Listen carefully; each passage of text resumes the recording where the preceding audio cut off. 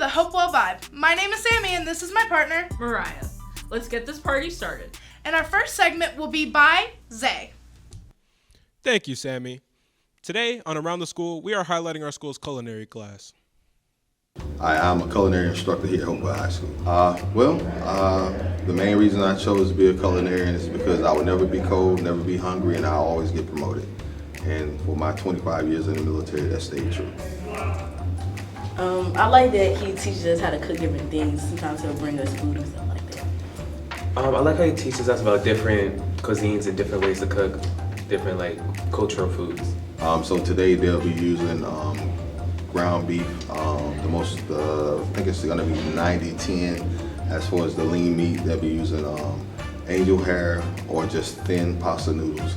Also, they'll be making spaghetti sauce from scratch, so they'll be using. I didn't choose Hopewell High School. Hopewell High School chose me, and after being here for 5 years, I don't think there's any better place I would want to be around the community, the kids, but I do know that there's more that I can offer.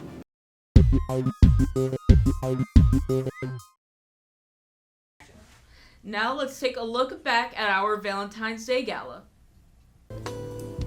So the Valentine's Gala, we decided to have another dance in between homecoming and prom. The students were asking for a dance. Because I really wanted to do a Valentine's Day dance, really bad, because we didn't get to do a winter formal. So the Valentine's Day one was important. I wish there was more people there. If there was more people there, it would have been perfect, but everything else was good. A lot of planning has to go into making this happen. Plus advertising it like crazy to try to get students to know what's going on. So the main thing that did not go as planned was the food. So they were supposed to have it ready at a specific time so we could pick it up, bring it back, have time to set up. And that was one thing that Olive Garden was late on getting all the food ready for us, which meant it was late getting back, which meant it was late getting set out. So it was a kind of a rush to get the food all ready to go, but overall I think it ended up being okay.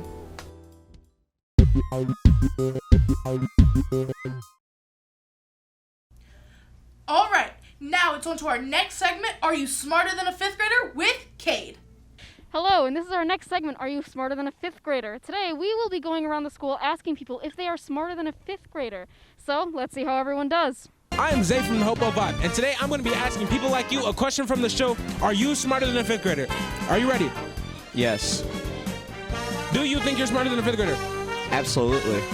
Okay, the question is, who wrote Romeo and Juliet? Shakespeare. Great job. Who wrote Romeo and Juliet?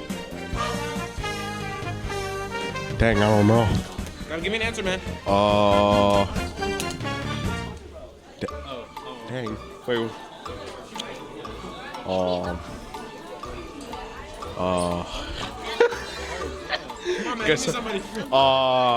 Say Bill Gates for all you want, man. Bill Gates. Oh, the wrong answer, man. William Shakespeare. Shakespeare. William Shakespeare. Good job. Who wrote Romeo and Juliet? Juliet. Is that your final answer, sir? Yeah. I'm sorry, sir, but that is not the correct answer. The correct answer is William Shakespeare. Who wrote Romeo and Juliet? Honestly, I don't even know. All right, come on, you gotta give me an answer. Romeo and Juliet, I don't know. Begins with an S. Come on, give it to me. William Shakespeare. Good job. Who wrote Romeo and Juliet? William Shakespeare. Good job, man. Who wrote Romeo and Juliet? Shakespeare. She got that surprisingly fast. Good job. Who wrote Romeo and Juliet? Shakespeare. Great job. Who wrote Romeo and Juliet? I don't know. Gotta give me an answer. Who wrote Romeo and Juliet? Shakespeare. Great job. You win $1 million. Thank you. The Hamlet. I don't know. That is wrong. The answer is William Shakespeare. I'm sorry. Who wrote Romeo and Juliet? Bill Gates. Shakespeare. You are... Get out of here. You are correct. You win $1 million. Thank you, Mom. Who wrote Romeo and Juliet. William Shakespeare. Great job, man. I saw a Facebook post that talked about the Southland dairy farmers and they needed to find a field trip to come to a school. I think that I never saw a cow like here before, only like in the zoo or something, so yeah, it's different. Very interesting because like you don't see this very often, but like there's a lot of cool things about it. Protein, other things like that. So we grow a lot of crops for our cows. Like I said, they're going to eat a lot of corn. We turn it into something called corn silage. We have to let it sit for a while. We leave it and then we come back and get it later. Someone rides around in a really big circle. Takes her about 10 minutes to make that loop. She's being milked as she goes all the way around. So I contacted Morgan and here she is with Clover.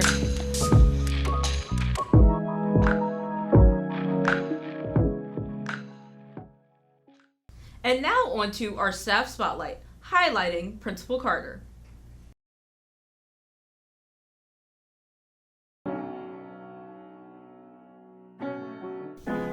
I think she does her job well. She's real respectful.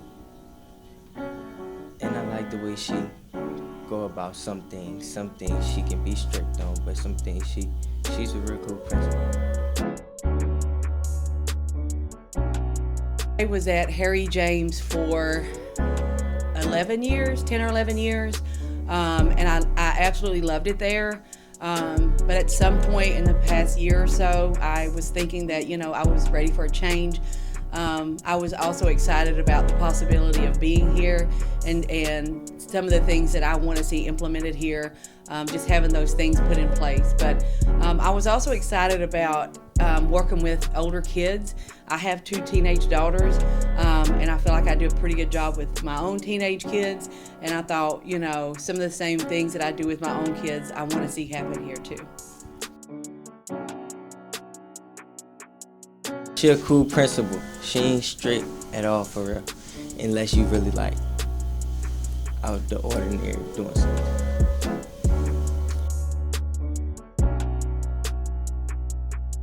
I can't say it's easier being a principal here. Again, longer hours, for sure. It takes me away from my own family. And it's also, you guys are very open about your problems. And sometimes, especially if I had you guys at elementary school, and I remember you then, and then I see you now, and I hear about what you're going through, it's harder because I remember you guys, many of y'all as little children, and now you're young adults. And so that at times can make it harder because your stories, are very emotional. If you're going through something, it makes it harder. I didn't have that at the elementary school. They didn't need me like that. They were happy with candy and a hug, as where you guys really want us to sit down and talk to you and get to know you and help you figure out how to navigate things so that when you leave high school, you're ready for the world.